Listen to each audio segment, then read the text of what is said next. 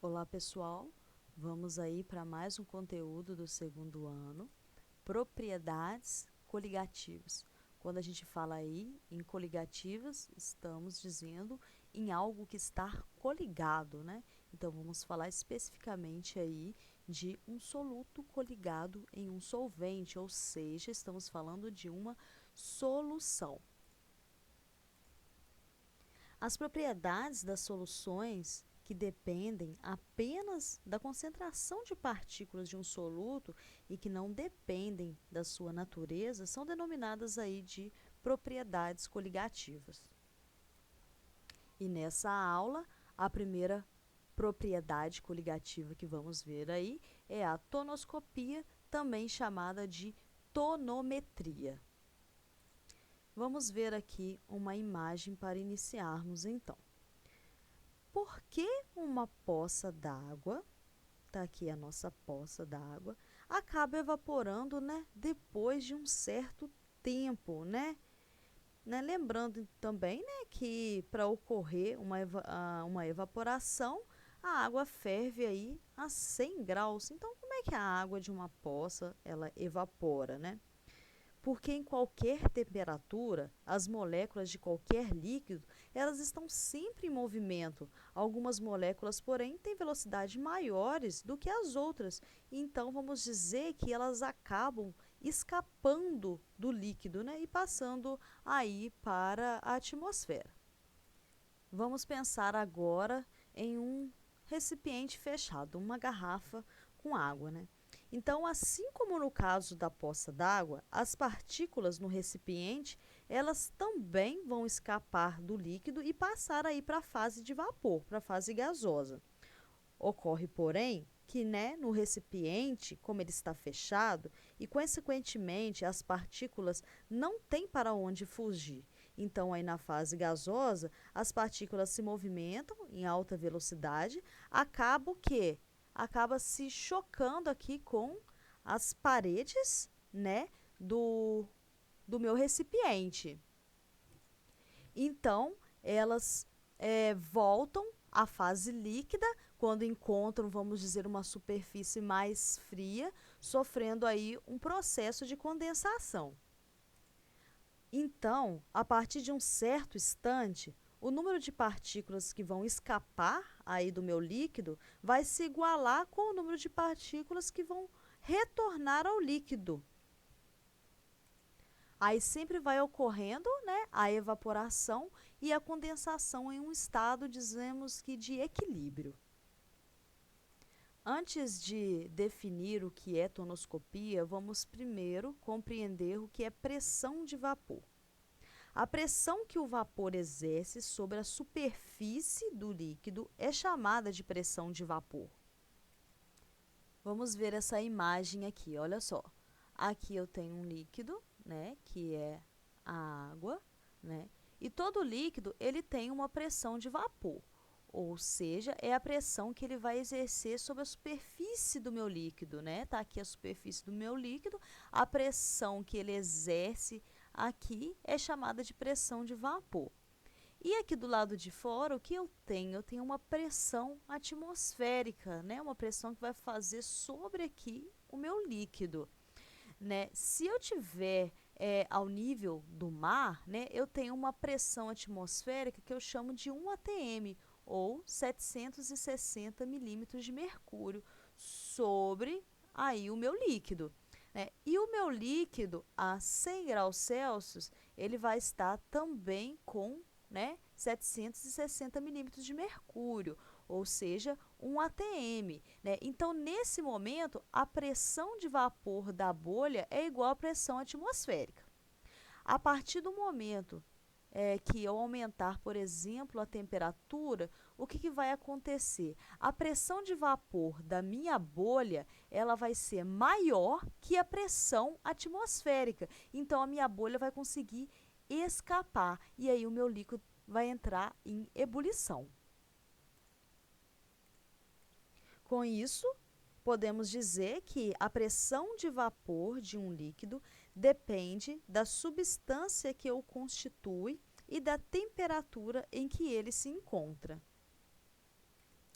Vamos analisar aqui agora líquidos, né, em uma mesma temperatura.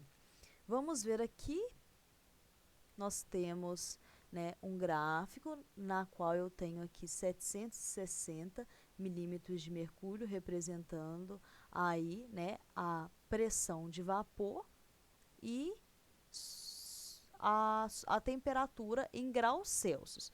Se eu for olhar, por exemplo, né, em uma mesma temperatura, os meus três líquidos, o éter, o álcool etílico e a água, por exemplo, a 35 graus Celsius. Eu observo que quem tem maior pressão de vapor a 35 graus Celsius é o éter, né? Depois o meu álcool, olha a pressão do meu álcool, ó. E por último, a da água, que vai ser menor.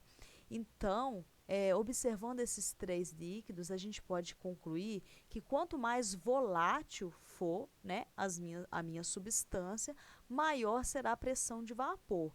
A gente observa isso se a gente colocar, por exemplo, em 3 copos, o éter, o álcool etílico e a água.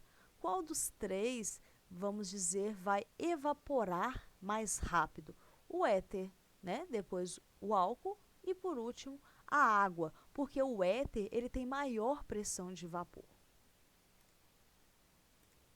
Bem, então nós falamos agora, até agora, de substâncias puras. Agora vamos falar então do que nos interessa, que é uma solução. Então, a pressão de vapor de um solvente em uma solução será menor que a pressão de vapor de um solvente puro. Então, quando eu tenho um solvente puro, vamos dizer que ele não tem nada para segurar as suas moléculas, né? Eu coloquei aqui, inclusive, um desenho para vocês, na qual eu tenho o solvente representado aí por essas bolinhas não coloridas e o soluto pelas bolinhas vermelhas. É como se o meu soluto agarrasse aí as minhas moléculas de água e impedisse que ela evaporasse. Por isso que a pressão de vapor da minha solução, ela vai ser menor, né, que o meu solvente puro. Isso significa que se eu tiver, por exemplo, água mais sal aqui em uma solução, a minha pressão de vapor vai ser menor do que se eu tivesse somente água. Então, se eu colocar água em um copo e em outro copo água com sal, a água ela vai evaporar primeiro do que a minha solução. Vocês querem um exemplo prático? É quando estamos fazendo café e a gente coloca primeiro a água para ferver e depois que a água já entrou em ebulição, a gente joga o açúcar. O que acontece nesse exato momento? Cessa a minha ebulição, para de ferver no mesmo momento. Por quê? Porque eu estou adicionando um soluto a essa minha água, esse meu solvente, formando aí uma solução, né? Então eu vou estar diminuindo a pressão de vapor aí, né? Antes eu tinha somente um solvente, a água, joguei o açúcar, agora eu vou ter que estabelecer, né, uma nova temperatura, né? Porque diminuiu a pressão aí. Com isso, a gente define, né, tonoscopia ou tonometria, que é o estudo da diminuição da pressão máxima de vapor de um solvente, né, provocada aí pela adição de um soluto não volátil. O que seria aí um soluto não volátil, né, gente? Um soluto que não vai volatilizar, não vai entrar em ebulição facilmente, como, por exemplo, um sal. Se eu deixar um sal sobre uma mesa, ele não vai entrar em ebulição, né? Até mesmo aquecendo, é muito alta a temperatura, né, para que o sal, né, faça aí, vamos dizer, a fusão. Então, não é um soluto volátil. Eu coloquei até aí um exemplo para vocês. Olha, na imagem aqui, à minha esquerda, eu tenho apenas o meu solvente, representado aí pela água.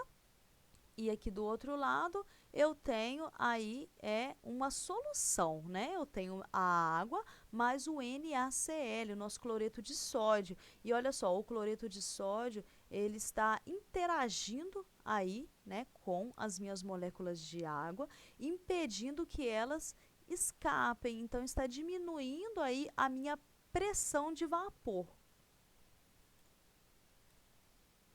Olhem só a quantidade de moléculas que escapou aqui, somente o meu solvente, e olha a quantidade que escapou aqui da minha solução, né? Então, aqui vai escapar muito mais, porque a pressão é maior. Aqui, a pressão já é menor, porque eu incluí aqui um soluto não volátil, que nesse caso aqui é o meu NaCl. Vamos ver agora uma informação importante, que o que determina a diminuição da pressão é a concentração da partícula e não a sua natureza. Olha só, aqui nessa imagem a gente tem 3 soluções: cloreto de sódio, NaCl, sacarose, C12H22O11 e glicose, C6H12O6.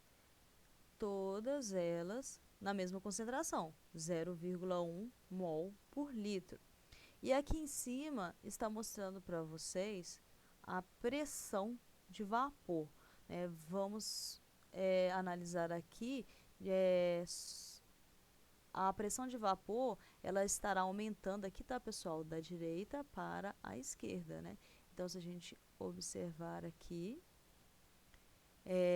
a glicose e a sacarose, elas possuem a mesma pressão de vapor e elas possuem uma maior pressão de vapor comparado aqui, né, com o meu cloreto de sódio, que tem uma pressão de vapor menor. Lembrando que aumenta nesse sentido.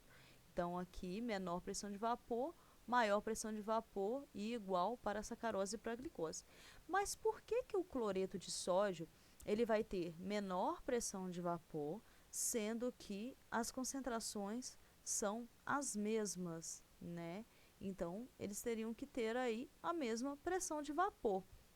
Isso vai depender, né, de cada substância que eu tenho, porque as concentrações, elas serão diferentes de acordo, né, com a minha substância que eu tenho aí, o meu soluto que está aí na minha solução. Por exemplo, vamos ver primeiro a glicose.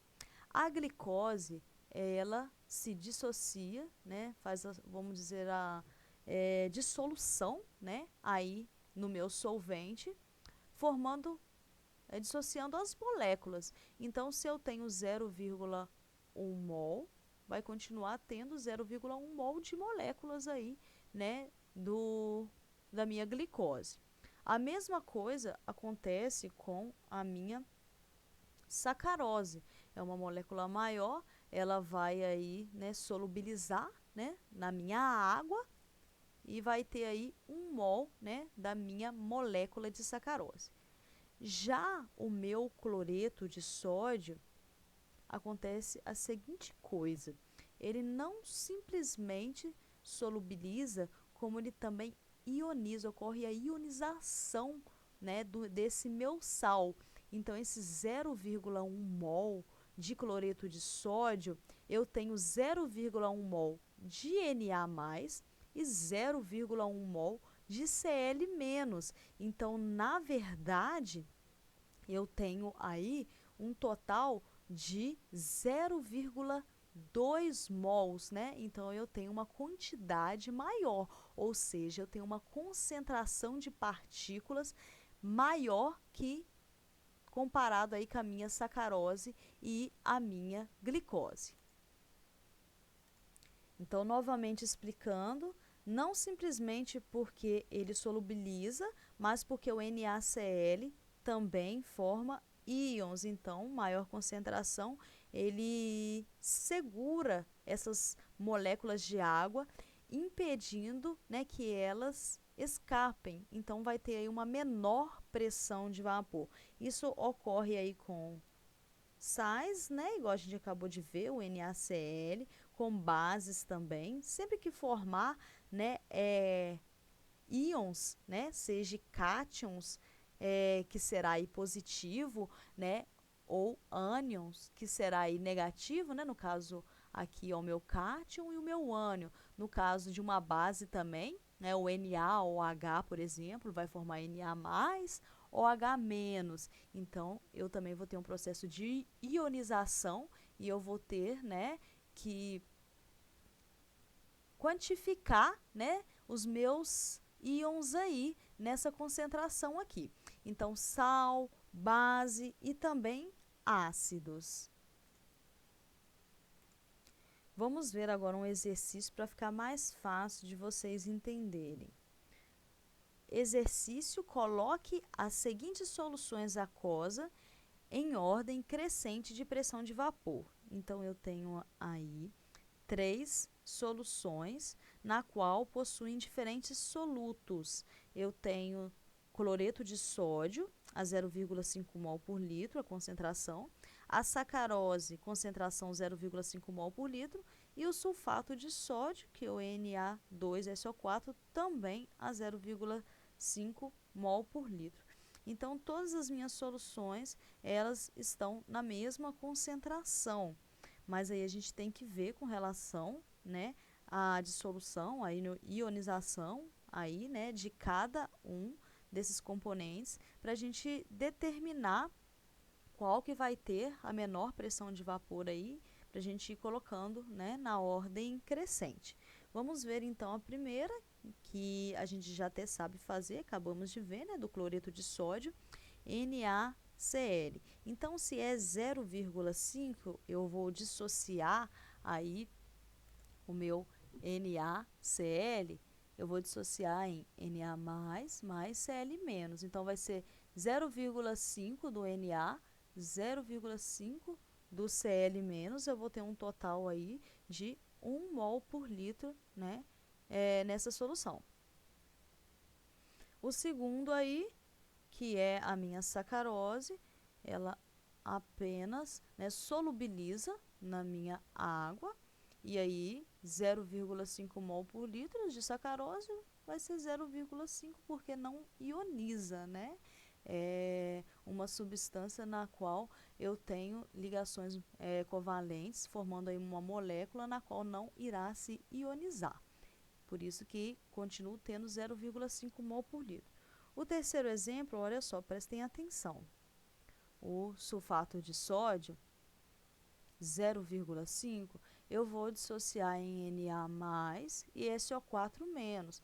Mas por que que tem esse 2 aqui na frente? Porque eu tenho que balancear. A gente já viu o balanceamento, né? Isso aqui é uma reação, eu estou fazendo uma reação de dissociação. Então, como eu tenho 2 sódios aqui nos meus produtos, após dissociar, eu tenho que ter aqui também, depois da minha setinha, 2 sódios. Por isso que eu coloco 2 aqui. Se a gente olhar o enxofre, eu tenho 1, oxigênio 4, 4. Por esse motivo eu ponho 2 aqui. E ele faz total diferença para mim poder quantificar. Porque se eu tenho 0,5, né, mol por litro do meu sulfato de sódio, eu vou ter 2 vezes 0,5, né, para o meu Na+, e 0,5 aí para o meu SO4-. Então, eu tenho que levar em consideração esses valores. 2 vezes 0,5, né, vai dar 1, mais 0,5, 1,5. Então, eu tenho um total aqui de 1,5 mol por litro, que corresponde aí à minha concentração, né, da minha solução. Vamos anotar aqui então, né, eu tenho 1 mol do NaCl, ó, tenho 0,5 da minha sacarose e eu tenho 1,5 do meu sulfato de sódio. O que possui maior concentração é o sulfato de sódio.